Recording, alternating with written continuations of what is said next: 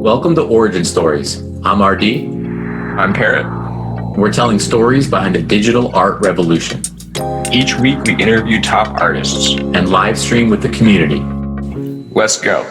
Today is tomorrow's origin story. Lush, welcome to Origin Stories. G'day, man. How are you? I'm doing well. I felt like you were just someone that I had to talk to. How about that? Yeah, it's all right. I guess I'm comfortable with that. So your listed description is the world's first and therefore best meme artist. And the question I have to ask, what is your origin story? Well, I guess in terms of doing art in quote marks or whatever, I started doing, graffiti first, like just traditional, subway art stuff. Kind of just writing my nickname on the wall, really. And then from there, it's sort of over the last 20 years progressed to where I'm selling JPEGs for money. And so let's go all the way back. So Australia, right? Yeah, Melbourne, Australia. yeah, Australia. Yeah. It's fun. It's fun syncing hours, right? Between US EST and Australia time. It's a real pain trying to work out the time zone thing, man. It's been pretty busy the last couple of weeks talking to people especially from America, and constantly coming late to little calls and such, unintentionally. I'm sure, man. I'm sure you're fielding calls at all hours of the day. Sleep schedule must be rocking right now. But sorry for the sidetrack. Let's go back. So let's go back to what's the first time that you put your name on the wall of a subway? I think it would have been maybe 1998 or something.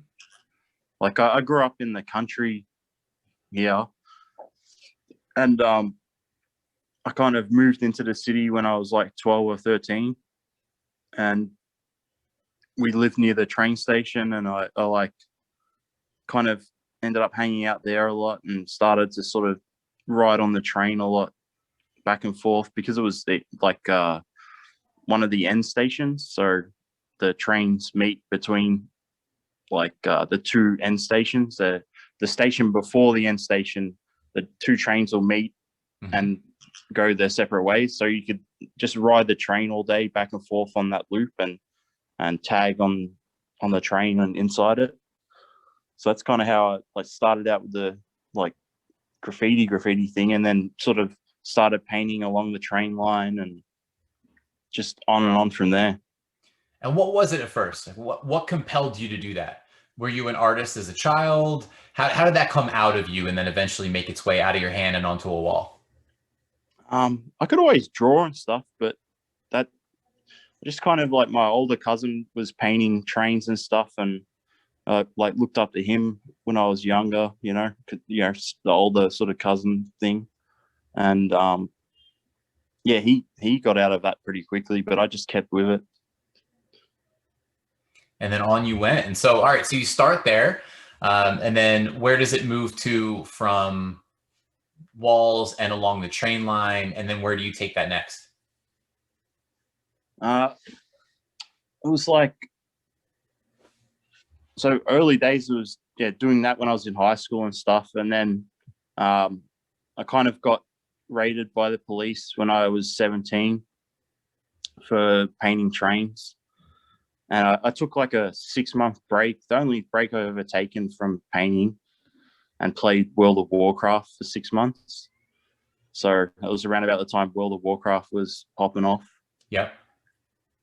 And that got boring pretty quickly. So I just ended up going back to doing what I was doing.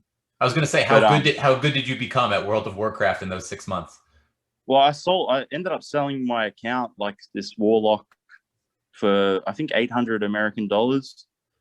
Yeah, not bad. Yeah. So it paid off a little bit that time. And then so you get raided by the police. You say, all right, I'm taking my break. You dive into World of Warcraft. and then something calls you back, right? What was the decision, or what compelled you to say, all right, I'm getting back in there, forget it? I was like out at a pub, and I saw someone like doing tags, and I went over and chatted with him and stuff, and he was like, oh, you know, like I told him who I was, and he's like, oh, I really liked your stuff, like you should come out and paint now. And then yeah, just got into it from then again after the 6 months of playing World of Warcraft, you know. and then sort of I was trying to go overseas with my roommate at the time, who was from Hong Kong. Mm-hmm. And I was just going to go over there to live and stay with her. But then once I got over there, and I got to the airport and I called up her number, her brother answered and pretended like they didn't know who I was. So I had to sort of come up with an idea of why the hell I was in Hong Kong. So I just was like, bugger, I'm just going to paint graffiti there the whole time. And then ended up being like an 8-year thing where I just was constantly traveling, doing graffiti for some reason. And did you go all over? Where did those travels take you in that time? In that time, like Taiwan and China, like Shenzhen, Guangzhou, Taipei, like Taichung, like all this, you know, obviously not New York, what is it, Hong Kong, because that's where I originally went. But yeah, just all around Asia for a couple of months, and then came back and saved up money again for the next trip. It sounds exciting to me. Was it exciting to you at the time to do that? Were you just kind of living in a whirlwind and going wherever you felt? Well, I like around about the same time too. After that I had my first gallery show, mm-hmm. and that gave me more money. And then from that gallery show, people in America saw my stuff and were like, do you want to come out to LA and to San Francisco to do shows? And started the ball rolling there. I ended up spending like the next 3 years back and forth between Australia and America, trying to do shows like LA, New York, and San Francisco. Mm-hmm. And then I got banned from America. Wait, hold that thought, because that's a whole nother question. So wait, the first show you ever did, right? The first show you did was where? In Australia, in Melbourne. In Australia. And then what was in that show? Take us through, like, what art was there? Like at the time I was just making fun of other street art people. So like Banksy and all that jazz, like making fun of them with the work, like just gimmick stuff. Okay. And that went pretty well. And then I took that and got people to pay to bring me out to America to do shows after that pretty quickly. And doing a similar sort of style of work from that show, but in America. And then you get banned from America. Now we're back there. How does that happen? Well, after the shows in LA and San Francisco, I ended up getting another opportunity to go to London and do a big show there. So after I finished that one, I'd been in America previous to that. And the way the visa thing works is you get 90 days to go to America from Australia.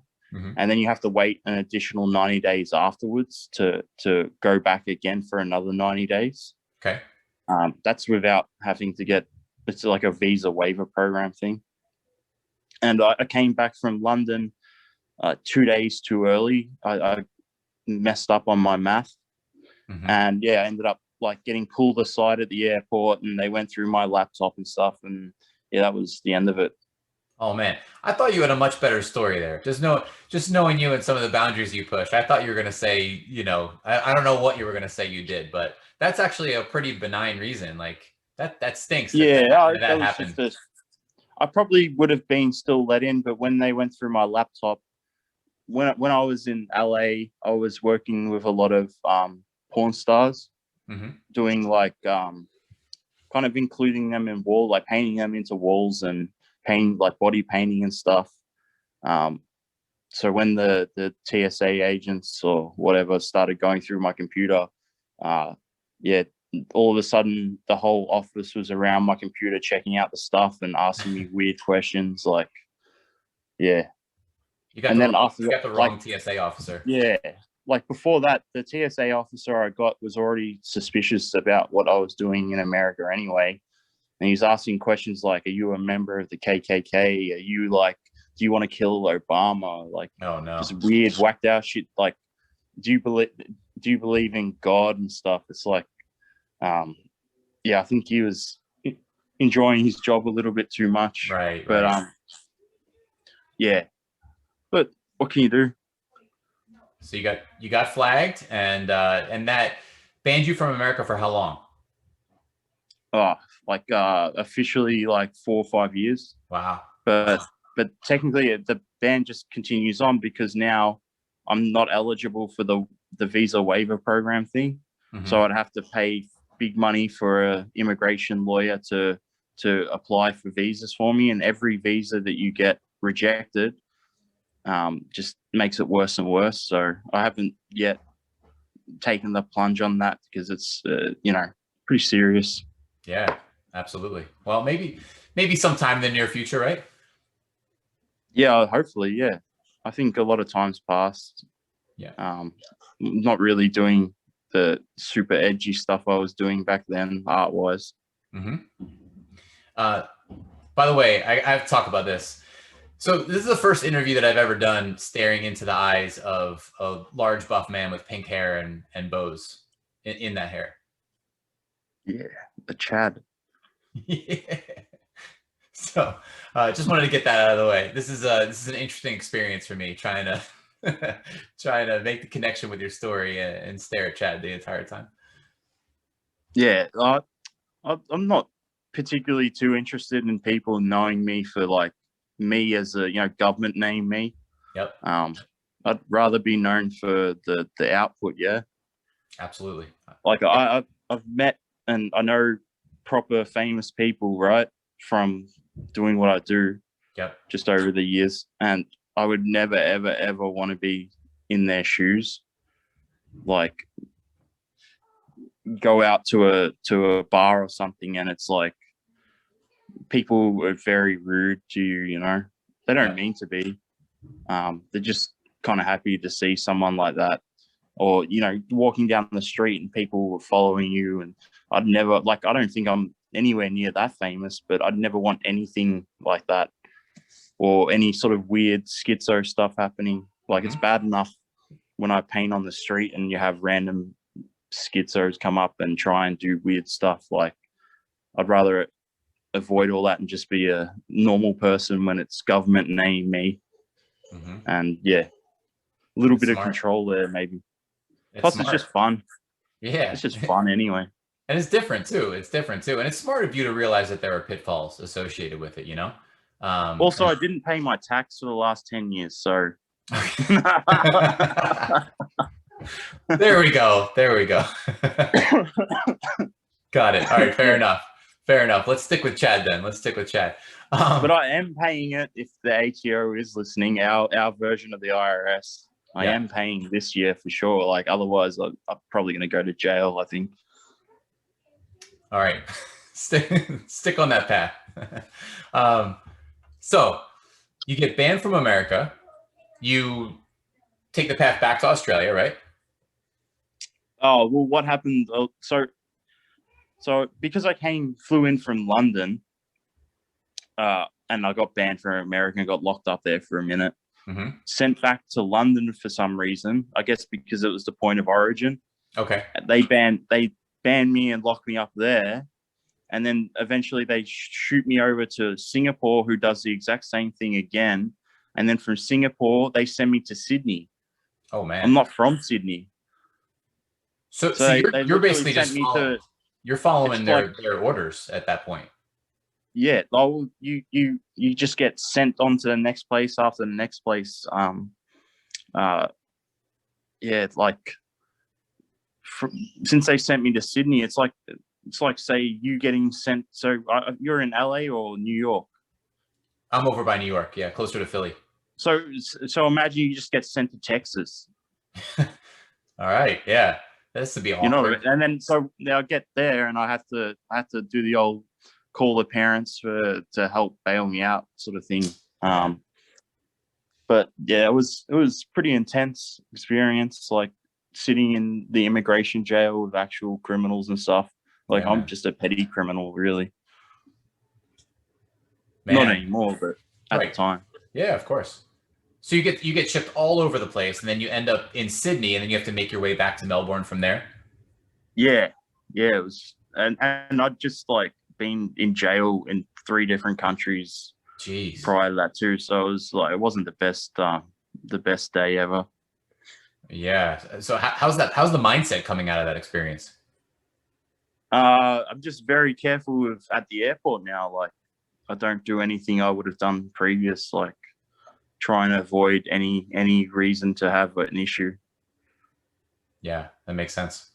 But So I when mean, you get, that ban gives you lots of issues in other airports because the information's available to the immigration on most countries to see, you know, yeah, via the part, because it's all, the passports are all, you know, electronic, you know, they have the chip and such now. So it carries the info with it. yeah. So it doesn't make travel a pleasure, I guess, but hopefully easing up. Hopefully easing up as the years pass. So maybe Yeah. Still managed to get places like, that's good. since then I've like done a lot of trips to Europe and Japan a lot lately. Obviously not much the last year and a half or two because of the COVID thing. Yep. But yeah, it's a bit of a bummer. So you get back from this experience. It sounds, traumatic for the time, and you make your way back to Melbourne eventually. Are you creating art right away? Do you need a hiatus from that? Like, where is the mind even when it comes to your art? I just try and make something every day if I can. Like that's the key, really. Considering like the whole social media thing, like you got to constantly create content. That's why I really like the NFT thing, because I think that the social media stuff is going to be like the current form of it's going to be obsolete very soon, man. Like why post things for free? Why create content for them to make money on when you're not making any money? I mean, maybe you make a little on, say you do some advertising thing or merchandise or whatever, but the actual platform, unless it's maybe TikTok that provides some weird partnership stuff or whatever, or a YouTube or whatever, like you're not really making any money your way from it. You know, they're making all the money. That's why I'm really interested to see what will happen in regards with this stuff and a social media platform. Any ideas as to what will unfold there? I mean, like think of the possibilities. Like everything you post potentially can be an asset or a way to sort of either reward your following via that asset, or reward yourself at the very least. Yeah, I think it's really interesting to see where that goes and how people cultivate and build communities around exactly that idea, where like you said, to benefit their communities. I think a lot of people are experimenting right now with social tokens and rewarding aspects of their community. Maybe someone who's purchased an NFT, maybe someone who's purchased a high-end NFT, whatever that may be, but using social tokens and such to reward them. And I think what you're talking about is the next step, which is just richer and deeper ideas surrounding that. Yeah, I really think that this thing is way bigger than what it seems on the surface, man. From my reading over the last, since July. So there's just endless possibilities with this stuff. It's great, not just in the art sense, but just on any level. Like say I was having a conversation at a bar with a friend of mine who's a banker, and he had no idea about, you probably had these same conversations for the last months too. You bring up the NFT thing and give him the lowdown on it, and all of a sudden, mid-conversation, he just blurts out like, "I'm going to tokenize real estate." Like everyone's going to have a different angle on it. Yep. And right now, I think as we're recording this, the major headlines are surrounding music. So as Yeah, we're yeah. recording this, you know, Blau obviously revolutionized some things very, very recently. And then today, Kings of Leon announced that they're tokenizing an album as an Yep. NFT. So now music Yeah. is going full speed ahead and changing. Yeah, that's an area I'm super interested in because a lot of my previous work was within that industry too, you know. Mm-hmm. Like I've like I see, because there's no, I mean, there's some hobby projects and some sort of baby first steps with the music stuff platform wise, but there's no nifty gateway of music, you know what I mean? Yeah. So they're going to be constantly trying to do collaborations and partnerships with artists. Like, Mm-hmm. you know, I say, take me for example, or whatever. They're going to be coming at you, potentially trying to link you along with a musical artist and do something together, because that's the current way to make some sort of splash at the moment, or some cash, you know. Mm-hmm. Which is cool, because I mean, if you do it with the right musical artist, it's a net benefit both ways, I think. True. Very true. Also, it gets the whole ecosystem, the whole like community getting bigger and bigger, you know. Yeah, no doubt. Now, with that in mind, so in terms of linking up and joining platforms, you know, I'm sure there will be, as the space grows and as the music side of it grows, and I'm sure the sports side of it grows, and et cetera, et cetera. I'm sure that different people are going to be building their own platforms, right? Around the concept, like you mentioned. Why am I creating assets for Instagram or for other social platforms? Oh yeah. Right? Do you don't have to, obviously you can say I'm not answering that right now, or I'm not sharing this right now, but do you have any plans in the future to build your own platform? I mean, like, I obviously can't go into super detail, but for the last 6 months, like, been working on something there. But then other opportunities have come up too. But again, it's like, I think in terms of the art thing, it might be, there's still room to sort of get involved platform wise.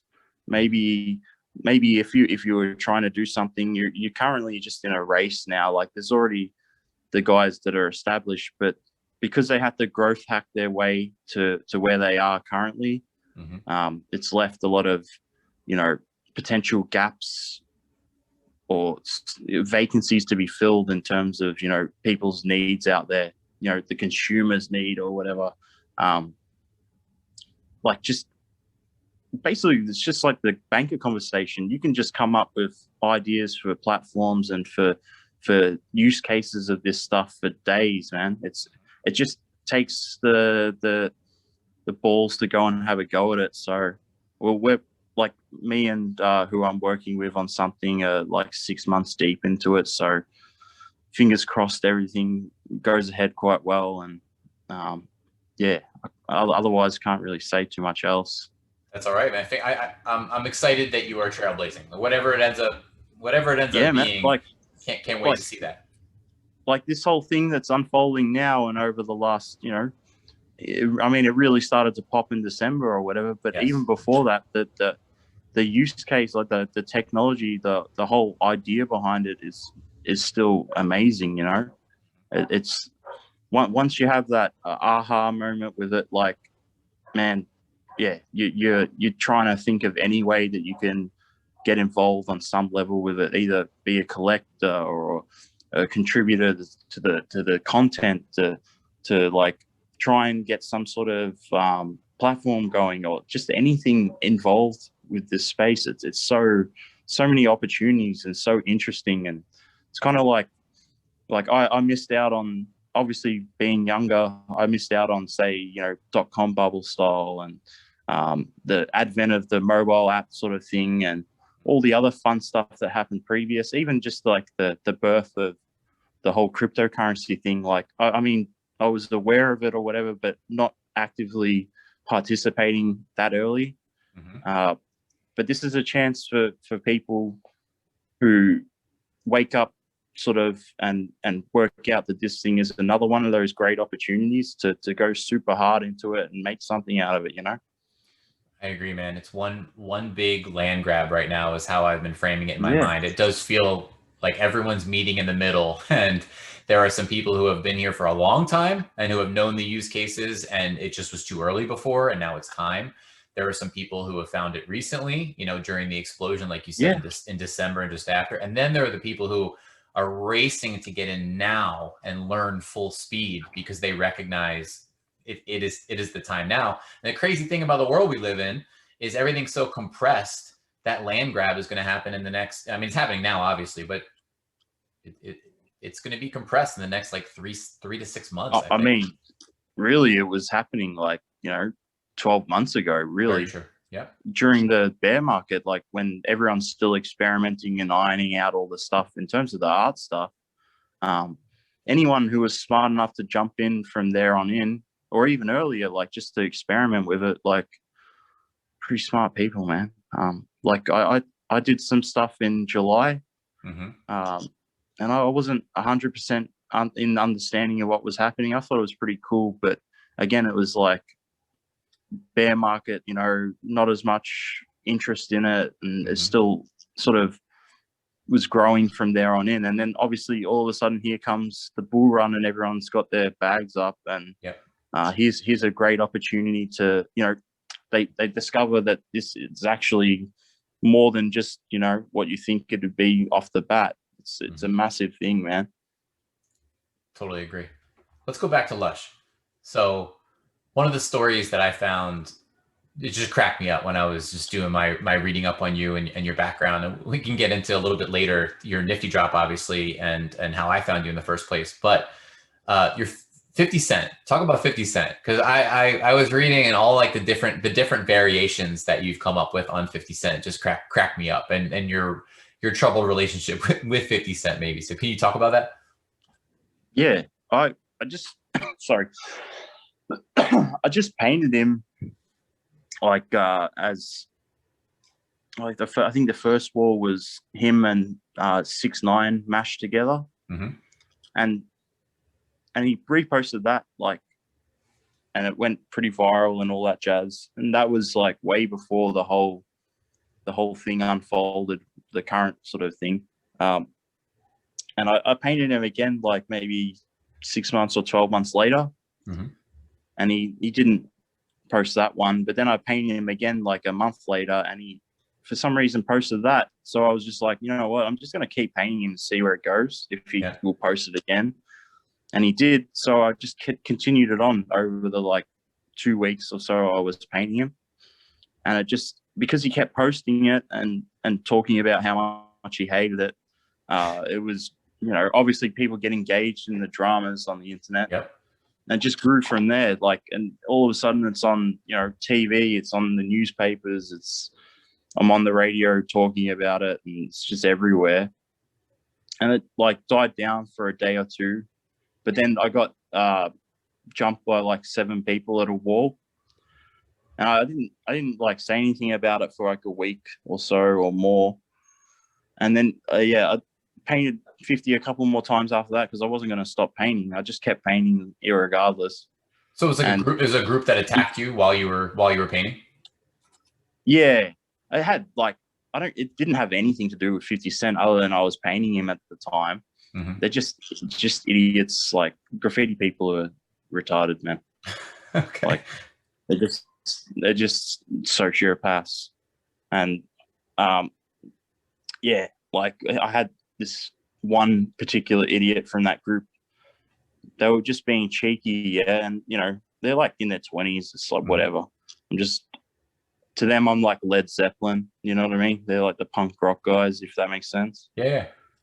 And I had him being cheeky, and then he starts to tag on the wall that I'm like painting in front of me, and I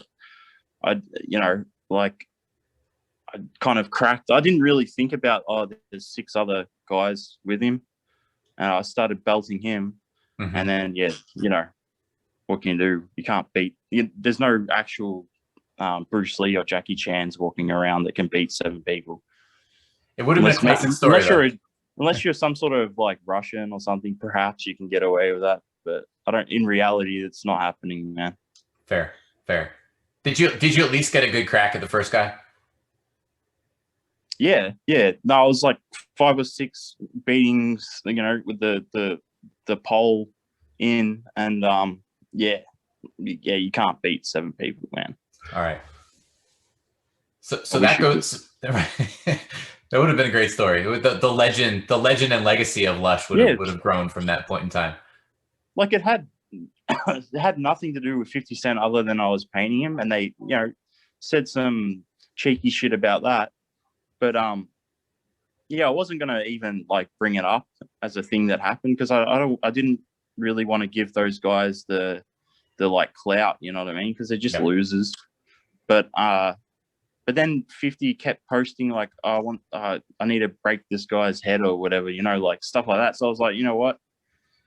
It's time to ante up a bit. And I just posted that I got beat up and showed the photos and that. Mm-hmm. And then, I think 50's mad after that, because people started associating that with Got it. the comments or whatever, even though it like honestly had zero to do with it.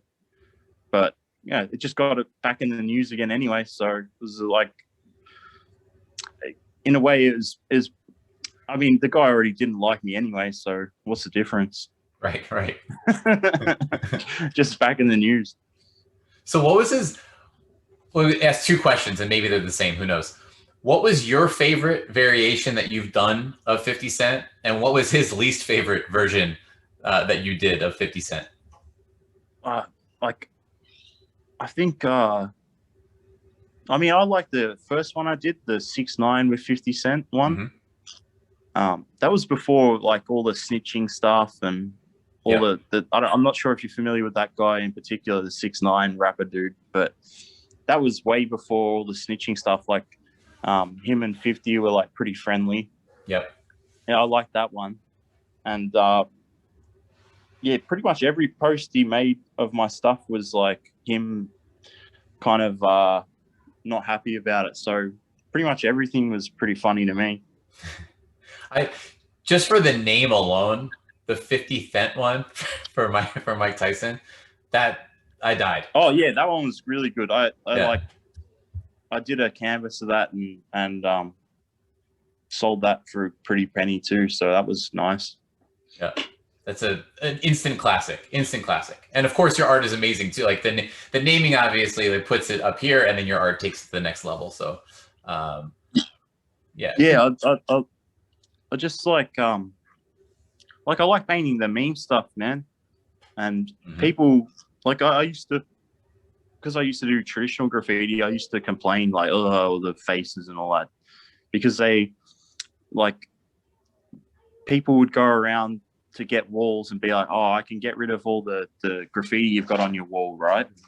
And I'll paint a nice picture. So that was like people's selling point for street art people here. And it kind of like, obviously when you go paint a wall that has graffiti all over it, the graffiti people aren't going to be too happy about it. Right.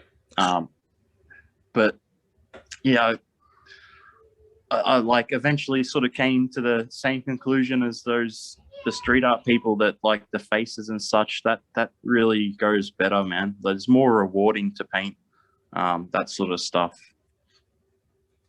So what other projects outside of 50 Cent come to mind when it comes to that rewarding process? What else jumps to mind as stuff that you're proud of? And then I definitely want to then get into the first tokenized work and how you decided to dive into NFTs. But what other project prior to that comes to mind? Well, for this sort of things where I get in the news and such, like get viral stuff going, like I had Banksy offer to have me in his Disneyland show, and prior to that, like I'd done art stuff, but it was all like graffiti centric stuff. And once I started working on the stuff for the Banksy show, I was like, oh, I better like try and actually do art for once. And then from there it kind of morphed into the meme art sort of thing, you know? Like I was trying to think, like I read a whole bunch of books around that time, like one by Peter Thiel, which I'm pretty sure you might be familiar with. Love Peter Thiel. Zero, I think it's 0 to 1 it's called. Yeah. Yep. And he talks about, ideally, if you do something i.e. business or whatever, you should aim for a monopoly in whatever you do. Mm-hmm. And you should aim to do something that other people aren't doing if possible. Mm-hmm. So I was thinking, I was really into memes obviously forever. So I was like, why can't I use the power of that whole subculture, something I'm involved in anyway, in art, and all the benefits from memes, like the virality potential from them, the fact that they're just funny, and I enjoy that sort of stuff, the humor side of things. So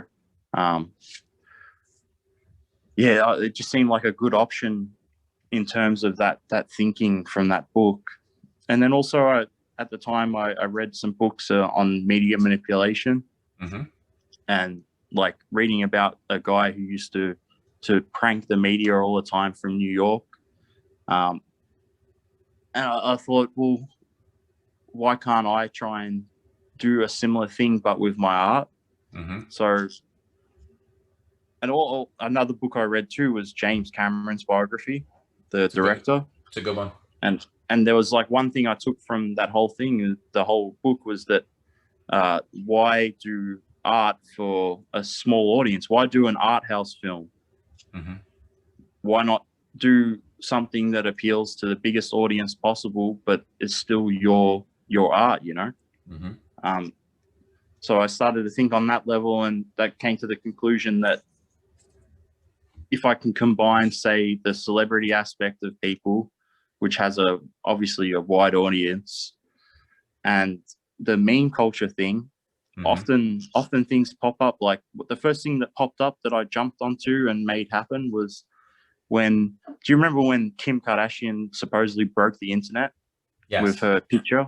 Yes. So the day of that, I went out and got the biggest wall I could get. I got a scissor lift and I went and painted the exact picture, the terrible, it was like a terrible like art, what was it? Is it called, like when it's archived, or like just pixelated picture of her that she posted? Mm-hmm. And I managed to paint that on like a 4-story building or whatever.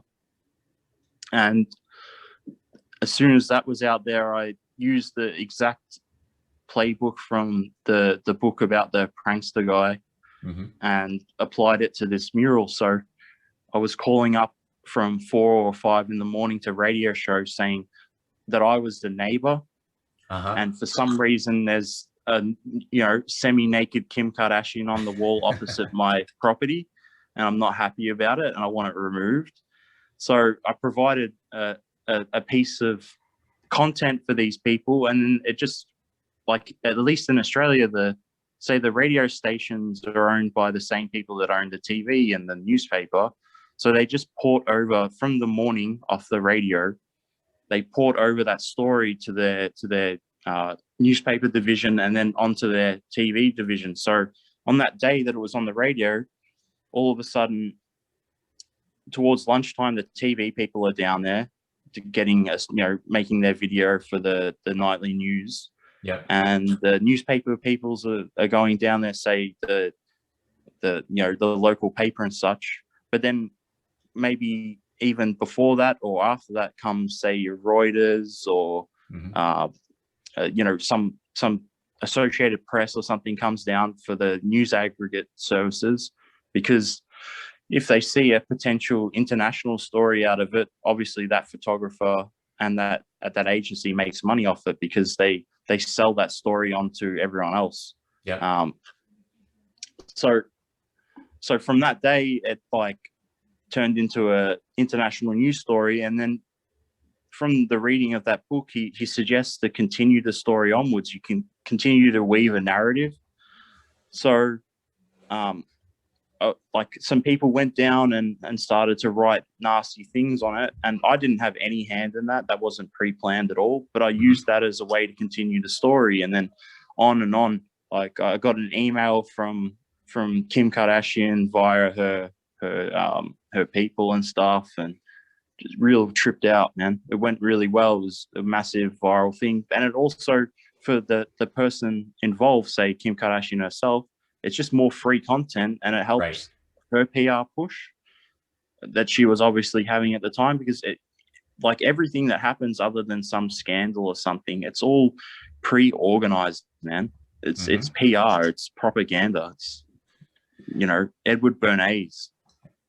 Like everything, every time there's a study or something, it's all manufactured for an audience and to be consumed. So if you can add on to whatever they're trying to achieve, generally you get a good run along with it, because it's just, they didn't have to pay for anything, and it's centered on them. And as long as it's something that isn't like negative towards them, they'll also help to make it grow as well. Like they'll use that via their own PR services and such to boost the story that they're trying to get across. Yeah, so to me, the story of Lush grows with all the context that you just provided. Your art speaks for itself, but personally, I love that you leveled up, leveled up and you cast your eyes around. And of course, I'm partial to Peter Thiel as well, but I love that you went deep there and you leveled up and you took already great art and you found a way to distribute it in a manner that put added rocket fuel to it.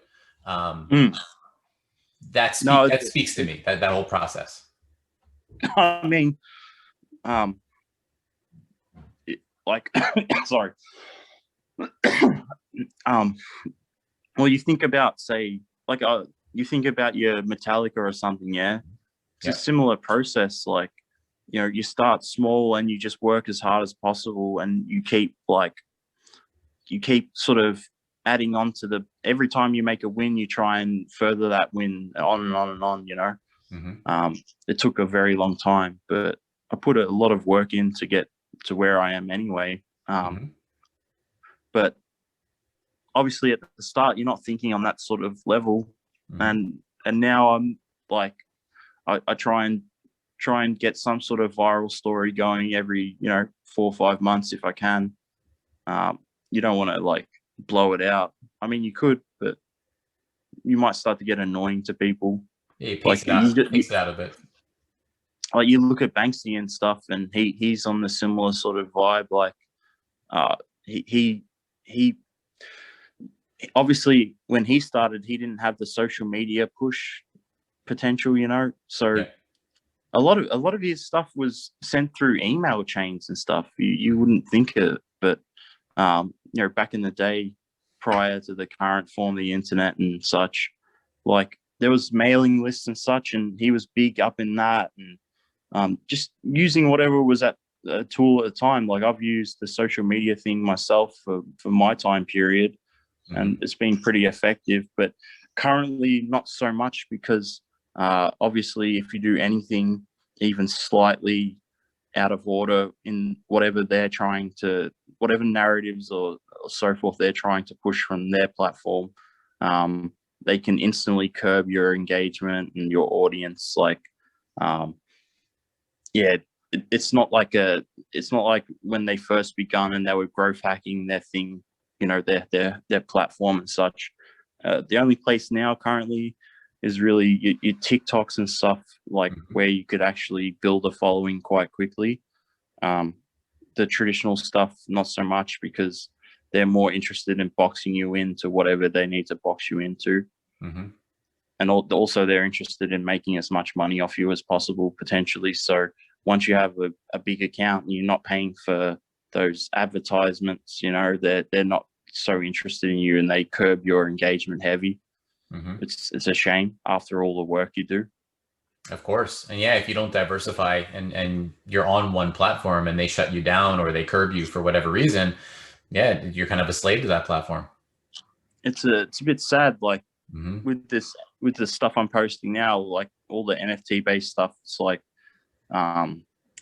it's hard to get any growth, because just like crypto in general stuff, like it's almost like people are allergic to making money or learning anything of value. Like that, as soon as you start talking something where they feel maybe they're not so smart after all, it really sort of what's the name? Like, it's like, yeah, they don't want to hear it, man. They don't want to see it. They'd rather just put their fingers in the ears. They'd rather the 50-cent paintings, you know, the easy digestible stuff, which is a shame because this seems so cool. But eventually, it'll hit that point where everyone will want to be involved in some level, you know. Very, very soon, I think. Very soon, that point is coming. You know, think of the boomers, even me, like when smartphones came out, and you're like, nah, I like my Nokia. You know what I mean? Right. It takes a couple of years for everyone to go, oh yeah, I've got to get the iPhone or the whatever, you know. And the interesting thing too is that the wave we just saw, that explosion we just saw, that started in December, but really hit jet fuel in Jan Feb. Maybe now has taken like a tiny breath. I mean, that's the early adoption wave still, and so. Oh, I can really think that it's like not even begun. Exactly. The only people that are really jumping into it now are the people who are smart, but they weren't smart enough to come up and understand it or sort of get into that thing, because it's a bit esoteric in a way if you think about it. The NFT thing beforehand, the last 2 or 3 years, it's a little bit esoteric and sort of hobbyists and such, you know, CryptoKitties and so forth, rare Pepes and stuff. That's real esoteric stuff to most people. I mean, you know, most people are watching what is it like? They're watching Netflix or whatever. They're not particularly that interested in anything cryptocurrency related. They have like a basic understanding, like, oh yeah, that's digital money, or most people just read whatever they're told to think via the media, and the media for the most part is like, oh, this is a pyramid scheme. And you know, obviously the media and such have their interests because the current, you know, banking and so forth, they're paying their bills in a way to advertising and so forth. So you can't really get the correct take on it unless you go out and try find it yourself, you know. So that it's very at the moment, it's the smarter people in the room at companies and so forth are like, as soon as they read those current proper news articles that maybe came out a week and a half ago, and they saw also things, the thing that makes people understand things way quicker is dollar signs. I'm sure once they saw the $6 million sale, or Beeples at Christie's, or just currently the Grimes drop, they see $6 million and they go, why isn't that $6 million in my bank account? And they're just like, you know, head to toe hustlers in that sort of industry, man. Like, yeah, they'll find a way to make some money out of it, and in a way, it's a good thing, because hopefully they bring along their audiences into it too, you know. Yeah, for sure. I mean, there are pros and cons to it, but I prefer to look at it as, you know, you make the con the pro, right? You do whatever you need to do to say, hey, this is where it's going to go. This is a process. I mean, the fact is, it's like, whether or not they jump in now, everyone with any sort of semblance of a brain cell will have to think on some level how they could be involved, because the applications for this thing is, you know, in all types of industry is potentially endless, you know.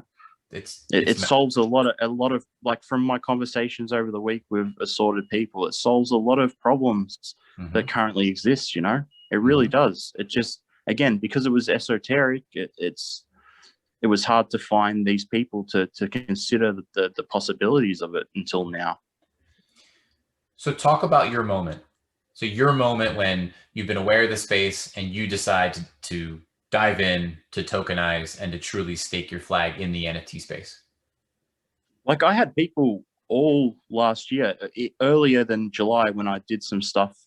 I only did 5 things, and I didn't do the reading properly, and I didn't quite understand what I was doing. Prior to that, I had multiple people talk about it and try and like, hey, you should have a crack at it.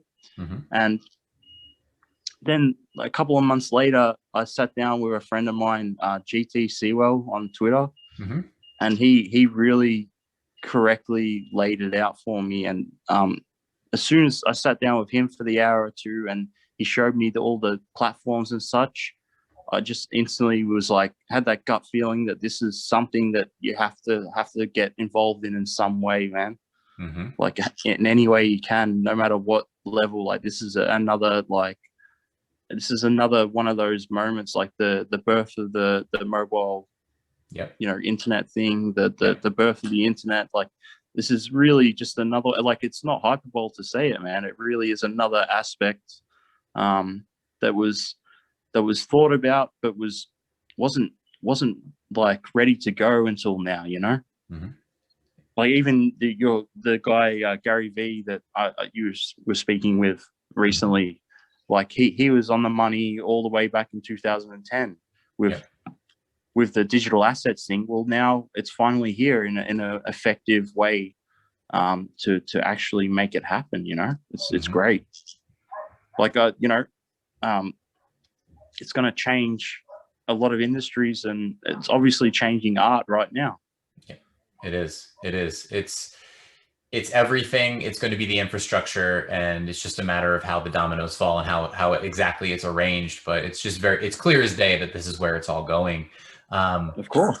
Yeah. I mean, it's a great thing firstly for the digital art people, the people that slogged it out all those years with no recognition from institutions, hardly, unless you were already some sort of artist on some level in, your practice was already existing non-digitally, and you decide to start to do little things here and there. Perhaps they'd take it seriously, but outside of that, it'd be very hard prior to this to really make money other than doing, what they do anyway, like graphic design or working for a movie studio or motion or whatever they were doing prior. Now they have an opportunity to really capitalize on all that hard work, even though some of them obviously were already pretty rich themselves off, you don't get paid little amount when you work for the movie studios or whatever, or even in graphic design and stuff. But now this is a way for their actual art practice, because it is an art practice, to have some sort of inherent value. And it's quite a good value at the moment. It really is. So you have a conversation with GT, and shout out GT, by the way, definitely aware of your presence and your collection. And so big shout out there. Yeah, no, he's a really cool guy, man. He's always trying to help out people. Like, good guy. Really does seem like it. So you have that conversation with him. You understand then the lay of the land, and your next move is to sync with Nifty Gateway. Well, you don't have to have two eyes to see that those guys currently have, even when I've, this is a fair few months ago. Even back then, they were still kind of the guys to go with, and I just tried to, any way I could try and get some sort of contact with them and organize something. And current, like back then, obviously the competition in terms of who was on the platform and such was quite low. And each passing day it gets higher and higher. So I was quite lucky to get in when I could get in, on terms of like on, say, Nifty or whatever. Pretty grateful for it. Maybe I should have had a date, perhaps like the last 2 weeks, but then again, I would have blown out my future market. You know what I mean? Like these guys are, I don't know how they'll fare with these 4,000 editions. Like these open editions that they sell like 4,000 items or something. I mean, it's not as an interesting as, like, not as an interesting investment collector side as, say, a guy who has a similar brand value in the real world, but releases 100 or even 250 of something. I really like this guy Mad Dog Jones. Like his strategy, he got in way earlier than me, and he's up 3 or 4 drops now. But the idea of trying to control the scarcity of your stuff is a great thing. with like it for the last thing he did with the burn mechanic and such. Like that's really cool. But then again, other people that are coming in, a lot of them are just going to come in for the cash grab because, say, even people from, say, the street art side of things, like most of them, if you're in the top 10 of that, you're quite well off anyway. But if they see another opportunity, and they're being brought in by middlemen as well, who obviously have an interest to take a percentage, so they won't really explain in detail what the hell they're doing as well. So I feel like they're just going to go for the cash grab, and you probably won't hear from them much after that. It is hard to decipher at first. You know, you have a lot of people flooding the space, a lot of people coming into the space, and a lot of very talented people coming into the space. To be able to get that to that next layer and understand their motives in the space, you know, there are going to be some bad actors. It's just the way it goes. There are also going to be those who don't, like to your point, don't necessarily understand the lay of the land, produce a whole bunch, and then end up just going away. It's very, I mean, for me and the other guys who have done the reading and have more of a long-term view, like I feel like this thing's not going to go away. There might be, say, a bubble explosion or whatever, but with every, like, look at the .com bubble, who stuck around, who had the most value, like long-term and such, you know, like there's people who are still going to be able to survive after this thing that may or may not be coming at some point, you know, because it's still major early days, man. Like you haven't even had a Kaws or a Murakami or someone jump in yet. Like really, the guys that are coming in, from what I'm hearing, like, you know, behind the scenes, they're not even close to that level of caliber of artists. So there's still heaps and heaps of time before the real brand names get wires, and when they come in, they'll come in very strategically and very well, but they'll blow out all these other people that unfortunately didn't really think long term. I'm 100% sure that like the value proposition of their work will go, you know, down significantly. Why park your money in someone when you could park it in a Kaws? You're like, really? I mean, I'd park it in a Kaws or something, because in the real world, he's a very well-known figure and constantly outputting stuff, you know? So just to get back real quick to your drop, because I want to talk about how you made some of the decisions that you made. So with these things in mind, some of the things that we've seen happen since, right? Some of the larger open edition mint counts and everything.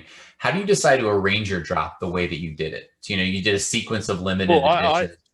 Like I said to Nifty when I was organizing with them, like I really didn't want to do open editions, because obviously in the real world, open editions are like really frowned upon as an artist, because you're basically just releasing a poster print, if that makes sense. It's like, it's not something that's really that bankable for starters. And obviously if you release it and you sell it to X amount of people, a lot of people, you make big bank initially or whatever. But it doesn't help you like value side with your work. Like when you release limited prints or whatever, that creates a good secondary market for them potentially, and people code with them, and it's, you know, it's just a much better scheme than, say, the open edition where it's considered to be just like a poster print, you know what I mean? So I was trying my best to avoid that stuff, but obviously at the same time, Nifty knows their market. You can't ignore their advice. You'd be stupid to. So I listened, and I sort of thought, well, perhaps I can do it in a way where there's less things get sold. So I had the 2-minute window, and that was it, to buy on those editions. And then I just kind of kept the rest of it as scarce as possible, like 3 1-of-1s, and then the I think it was 3 7-of-7s. You know, 7-of-7s, yeah. Just try and not have heaps of stuff floating around, because I looked at the other people who were doing quite well, and at the time they didn't really have heaps of things floating around, like and then at the same time their resale market was quite good, because because there was less things floating around, there was more of a demand for it, you know, because if it's not in, like, say you do the drop and it ends up in everyone's hands that demanded it, who's the next man that wants it? You know what I mean? Like, it's just basic stuff, really. Yep. It's smart. It's smart. And I also love that you had 3 1-of-1s. I think it's like the 3 1-of-1s and 3 7-of-7s was an interesting dynamic. It just feels to me like you're a little bit ahead of that to stay limited. I think people are going to get that again. You know, obviously we have the recent surge of open editions, but that has to pull back at some point in time. Yeah. I mean, it's not going to pull back for a minute, but I feel like it's something like, I mean, again, it just depends on who you are. Like, say, I understand if people want to get their work into as many people's hands as possible, you know, I get that.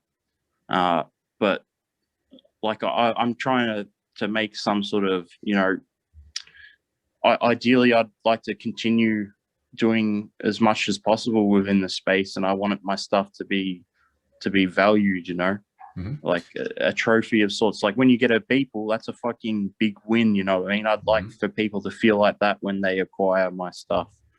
And I'm pretty sure people feel that way now. If you've seen how the Lushsux market has evolved since you dropped, it's been a pretty exceptional rise. And I actually love to the point earlier. It's like you had said if I had done it in the past 2 weeks, yeah, of course your primary market would have exploded. But then the secondary market, of course, then you know, not that it peters out, but it just doesn't have the opportunity to rise very far. I mean, the 10% thing is what's the most interesting thing out of everything, man. That the promise that every time something is resold, you still make your percentage on it. That's like, it's existent in the art world, but it's such a nasty process to make happen. So I mean, I really, really, really thought on that aspect of it as much as possible. And I also thought on, obviously all the stuff I've mentioned, but ideally, you want your work to be in demand, but at the same time, you want it to be coveted, you know, and valued. And I mean, I put all of my whole life into my work. Like, I think it's nice when people appreciate it on that level, value wise as well. Absolutely. And it's just clear to me that you've become someone. You already were someone, but in terms of the recognition of others within the space, right? Not necessarily within the real world, but within the space. It's very clear that you've become someone since your drop that is now revered, right? Well, I'm not like in the clubhouse circle jerks and stuff. And I didn't, like, when I did my drop, I don't think Nifty had any idea who I really was or anything, and that's fair enough. But I didn't really get any sort of like ferocious type push or anything, and I probably won't ever. But I'll make my way, no worries. Top 5, that's coming. I believe that push has played out to some extent, and I absolutely believe. I mean, the guys, those top guys, there's, you know, it's the same with every industry or everything. Like, they sort of eventually all sort of come together and benefit each other and such. And I get it, but like, I'd rather spend my time painting and getting shit done than sitting on Clubhouse, like talking to MC Hammer or whatever they do. Like, I've noticed that MC Hammer keeps coming into Clubhouse chats when I was on there.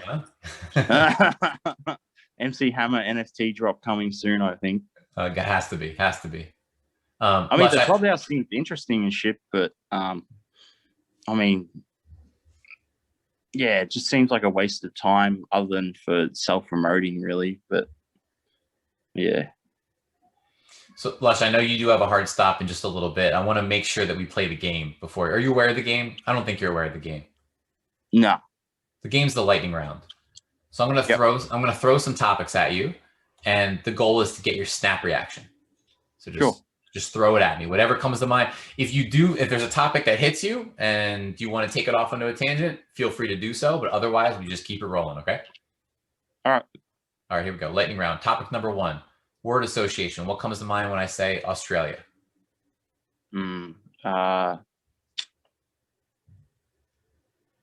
fuck, I haven't had any coffee or anything, so this is gonna be not as lightning as I hoped. This is early. This is early I'll for just say you. whatever. Yeah. Say it again, and I'll say All right, Australia. kangaroos. Nice. Number 2, 50 Cent.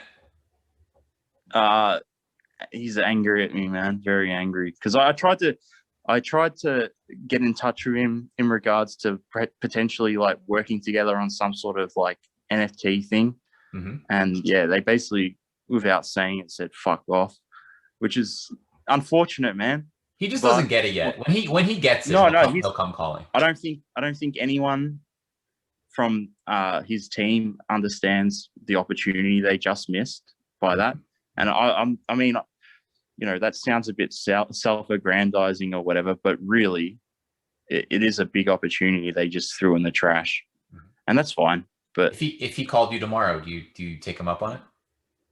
Well, the percentage is going to change now because they told me to fuck off, like right, without saying it. Right. But yeah, I mean, like stuff like that could be. That's why I really like this potential like music collaboration type thing. I think that would be really fun. But yeah. 50 Cent, get on it. Come on. 50 Cent's team. Let's go. Yeah, bro. Wise up. Wise up.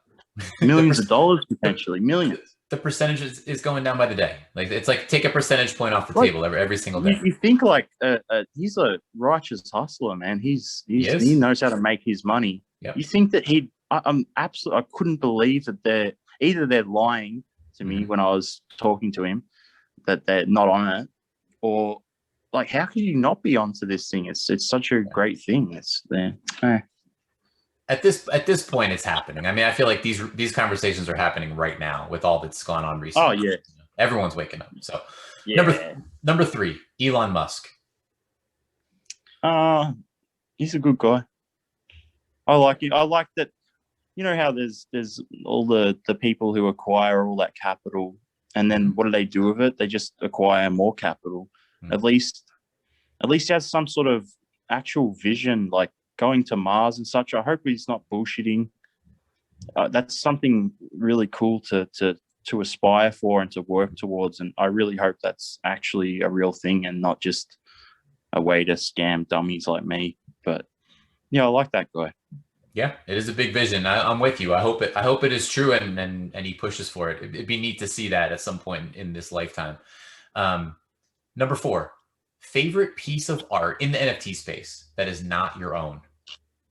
I like the Trevor Jones thing. The Bitcoin Angel. I bought that. Nice. Probably won't sell it. I really like that. I like him. I like some of the OG guys that were smart enough to really go into it full pelt as soon as they had that same sort of that moment where you go, oh, holy shit. I really like those guys. There was something I saw today, but I'm unfamiliar who the artist is, where there's some sort of drop where there's like 90 whatever million variations potentially of it. Toomuchlag, Stefan. Yes, or Stefan. Anyone. Yeah, anyone that has a really great idea like that, that's a fucking killer idea, man. It's great. I generally can vibe with, man. He is love that guy.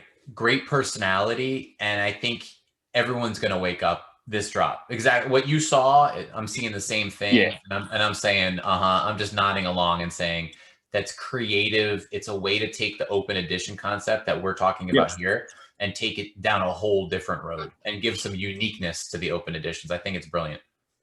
Yeah, any sort of innovation or idea that's not currently done, or if you do it a better way, like that's a win from me. Yep. And every day I wake up to another name that I think I know, and now I don't know whether it's Stefan or Stefan. We're gonna figure this out. But you know who I'm talking about. I do. Sorry, I just didn't notice. Actually, I just saw like the idea, and I was like, "That's a fucking cool idea." Cool idea. Yep. Number 5, Beeple. What? Sorry, Beeple.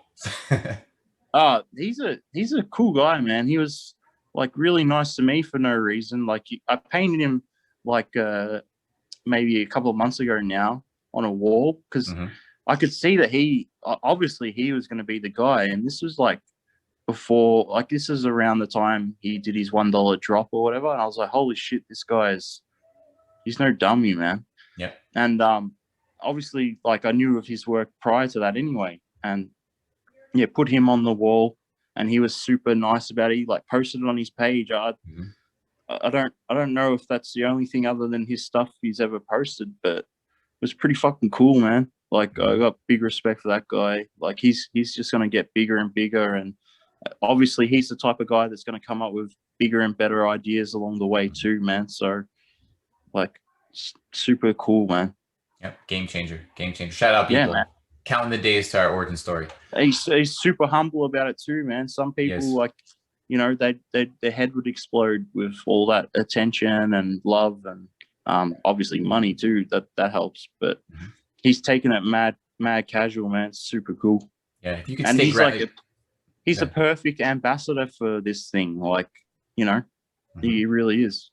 I agree. And you know what? It's in a lot of different industries when you have someone who rises up like that. In certain cases, you see a lot of negative vibe swirling around that person from other people. And in this case, I have seen an overwhelmingly and I think deservingly positive split of feedback when it comes to Beeple. And I think it speaks to exactly what you're saying, that he has not been genuine guy. Exactly. Genuine he has guy. not been family diluted. Man. Yes. Family man, like funny cunt. Yep. Yep. I'll give him. He gets my ticket of rule. Bro. Yeah. I think I gotta go because my phone's actually about to die. All good. Yeah, I don't mean to be a rude.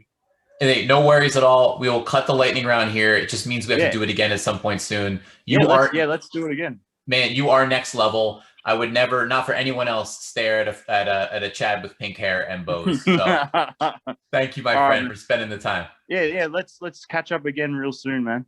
Absolutely, we'll do it. See you, man. All right, brother. Peace, man.